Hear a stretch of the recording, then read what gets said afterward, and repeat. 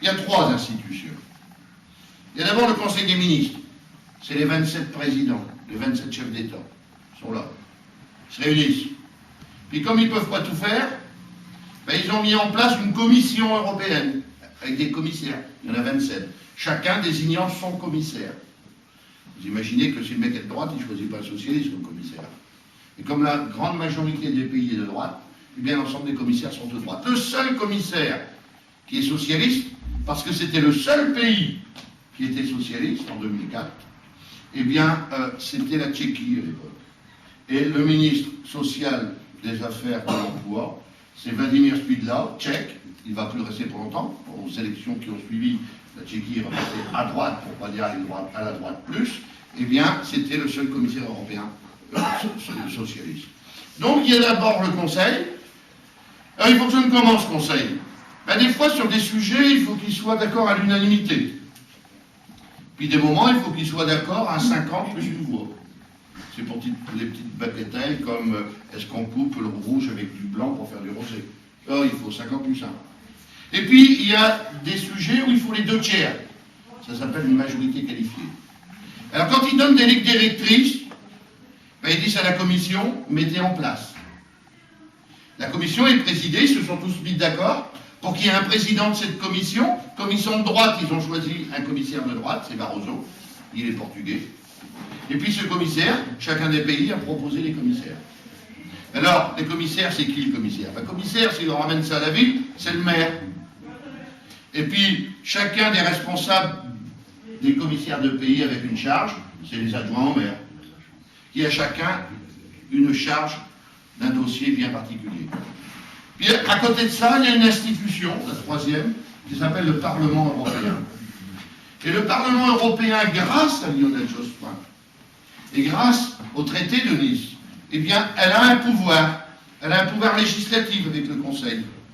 Elle a un pouvoir budgétaire avec le Conseil, ce qu'elle n'avait pas auparavant. Et elle a un pouvoir de contrôle sur le fonctionnement de l'Europe. Et sur bien des sujets, on est obligé de lui demander son avis. On n'est plus comme dans le temps, j'avais été député européen 97-99, où quand un commissaire proposait une orientation sur un sujet, il venait devant le Parlement européen et disait aux parlementaires, eh bien voilà, sur le temps de travail, j'aimerais bien que vous puissiez vous donner votre avis. Alors le Parlement travaillait, il donnait un avis. Puis le commissaire il disait, si l'avis ne correspondait pas à ce que le commissaire pensait, bon, vous avez bien travaillé, mais votre avis, je n'y tiendrai pas compte parce que vous dites n'importe quoi. Ben oui, c'était un avis. On était là, on était simplement consultés. Depuis Nice, ça a changé. On n'est plus un avis. On est à part égale avec eux. Et on doit trouver un terrain d'entente. On doit négocier, on doit se mettre d'accord. Eh bien, vous voyez l'importance d'avoir un Parlement européen qui change. Je vais vous donner des exemples. Après ce Parlement européen, eh bien, on travaille en commission. Alors, ça vit comment un parlementaire européen? Eh bien, il a une semaine, du lundi au jeudi, souvent lundi après-midi, jeudi matin, il est en commission. Je sais que Gilles est passionné par l'environnement. Je l'ai beaucoup entendu dire qu'il faut l'effet de protection par rapport à tout ce qui est cette téléphonie. Est-ce qu'elle est dangereuse ou pas dangereuse pour la tête? Pour les enfants, pour les adultes, il faut quand même qu'on le sache. C'est quoi ces antennes relais? Je t'ai beaucoup entendu parler de ça. Est-ce que, eh bien, il faut qu'on travaille là-dessus? Je t'ai souvent entendu parler de ça. Eh bien, une semaine, on travaille en commission. Mais travailler en commission, c'est bien beau. Parce que dans une commission comme celle où je suis, qui est la commission emploi et affaires sociales, il y a les 27 pays qui sont représentés, et dans les 27 pays qui sont représentés, il y a tous les groupes politiques qui sont représentés.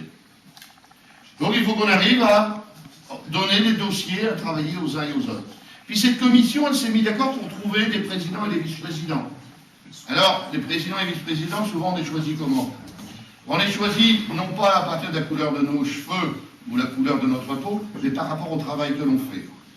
J'ai eu la chance de pouvoir me faire désigner à l'unanimité vice-président de la commission emploi, parce que je défends des causes bien précises, parce que je suis un ancien syndicaliste.